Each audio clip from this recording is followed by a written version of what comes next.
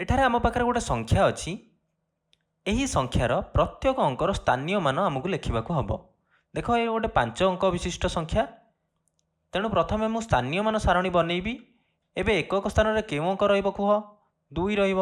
ଆମେ ଡାହାଣ ପାର୍ଶ୍ୱରୁ ବାମ ପାର୍ଶ୍ୱକୁ ଲେଖି ଲେଖି ଯିବା। ପ୍ରଥମେ ଏକକ ସ୍ଥାନରେ ରହିଲା 2, ଦଶକ ସ୍ଥାନରେ ରହିବ 8, ଶତକ ସ୍ଥାନରେ ବି ରହିବ 8, ହଜାର ସ୍ଥାନରେ ରହିବ 6 ଏବଂ ଅୟୁତ ସ୍ଥାନରେ ରହିବ 7।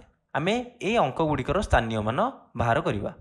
ଦେଖ, ଏକକ ସ୍ଥାନରେ ଅଛି 2 ଅର୍ଥାତ୍ 2ଟି 1, ତେଣୁ 2 ଗୁଣନ 1 ସମାନ 2। 2ର ସ୍ଥାନୀୟ ମାନ ପାଇଲେ ଆମେ 2। ସେପରି ଦଶକ ସ୍ଥାନରେ 8 ଅଛି ଅର୍ଥାତ୍ 8ଟି 10, ତେଣୁ 8 ଗୁଣନ 10 କେତେ ପାଇଲେ? 8ରେ 10 ଗୁଣିଲେ 80। ଏହି ସଂଖ୍ୟାରେ ଏଇ 8ର ସ୍ଥାନୀୟ ମାନ 80। ଏବେ ଶତକ ସ୍ଥାନରେ ଥିବା 8ର ସ୍ଥାନୀୟ ମାନ କେତେ ହେବ? 8ଟି ଶତକ, 8ଟି 100, ତେଣୁ 8 ଗୁଣନ 100 800। ଏବେ ହଜାର ସ୍ଥାନରେ ରହିଲା 6, ତେଣୁ 6ଟି 1000। ବୁଝିପାରୁଛ? ତେଣୁ 6 ଗୁଣନ 1000 6000। ଅୟୁତ ସ୍ଥାନରେ ଅଛି 7, ତେଣୁ 7ଟି ଅୟୁତ ଅର୍ଥାତ୍ 7ଟି 10000।